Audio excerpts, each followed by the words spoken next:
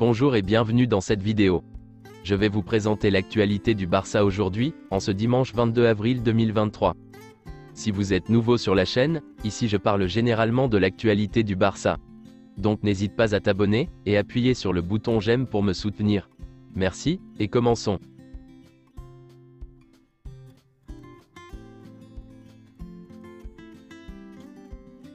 Le Barça joue aujourd'hui contre l'Atlético Madrid, et voici la liste des joueurs convoqués pour le match. Lamine Yamal, âgé de seulement 15 ans, talent de la Masia, a été appelé par Xavi. Il est le plus jeune joueur de l'histoire du club à être appelé en équipe première. Frenkie de Jong et Pedri ont reçu le feu vert médical, et sont dans le groupe pour le match contre l'Atlético Madrid. Quelques déclarations de Xavi, en conférence de presse d'avant-match. L'Atlético Madrid a une grande équipe. Simeone est un grand entraîneur.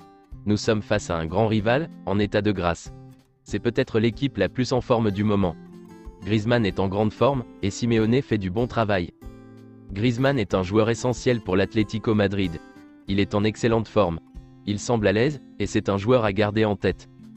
Carrasco est un grand joueur. Il travaille beaucoup, car il doit parfois couvrir toute l'aile gauche. C'est un joueur travailleur, impliqué et généreux. Aujourd'hui, nous pourrions avoir des problèmes si nous ne l'arrêtons pas bien. Le match contre Retafe? Je suis critiqué pour tout, et cela ne me dérange pas du tout. Je ne vais pas changer d'avis. Le soleil nous a gênés, et le terrain sec ne profite à aucune équipe. La question s'adresse à Quique Sancheflore. Pourquoi n'a-t-il pas arrosé le terrain? Je ne me tairai pas, tant qu'il n'y aura pas de règles pour contrôler la hauteur du gazon. On ne peut pas jouer au golf, si l'herbe n'est pas bonne. Les matchs de tennis sont annulés s'il pleut. Si LeBron James glisse, quelqu'un vient éponger le sol mouillé. Lamine Yamal? Nous essayons de donner une chance aux jeunes, et c'est un joueur qui peut nous aider et qui a beaucoup de talent. Il est jeune, il a du caractère, et il est fort en 1 contre 1. Lamine Yamal est un joueur qui peut marquer une époque avec l'équipe. Il n'a pas peur d'être appelé, il peut nous aider. Les jeunes n'ont pas peur du tout. Quand je regarde Lamine, je vois une énorme confiance en soi. Tout comme Pedri a des choses d'Iniesta, Lamine est différent. Il a des choses de plusieurs footballeurs, et il a un talent inné. Je ne le vois pas ressembler à quelqu'un en particulier. Le contrat de Lamine Yamal? Concentrons-nous sur le présent. Je suis très satisfait de ce que j'ai vu de lui à l'entraînement, et c'est pourquoi je l'ai appelé. L'idée que son contrat est sur le point d'expirer, n'a rien à voir avec le fait qu'il soit appelé. Messi? Je ne suis pas au courant de tout ce qui se dit sur Messi. Ce que je dois faire, c'est travailler et penser au prochain match, pas à l'année prochaine ou au transfert. Pour moi, ce n'est pas le moment de parler de Messi. Ousmane Dembélé? Il est pratiquement rétabli. Il sera de retour cette semaine.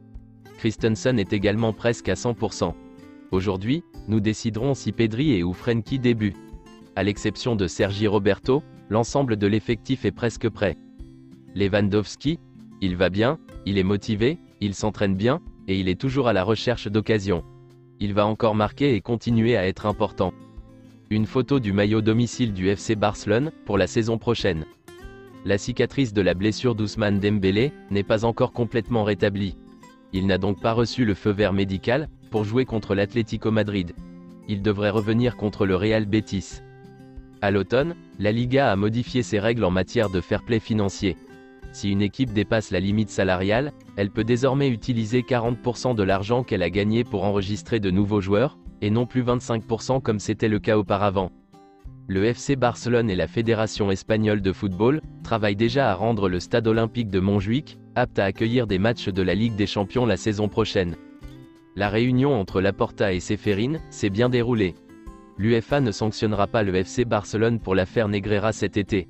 Elle attendra la décision finale du tribunal. Le FC Barcelone n'apprécie pas le fait que Florentino Pérez n'ait fait aucun commentaire sur l'affaire Negreira en public, mais seulement par l'intermédiaire de ses conférenciers. Ils n'ont pas d'opinion venant directement du président.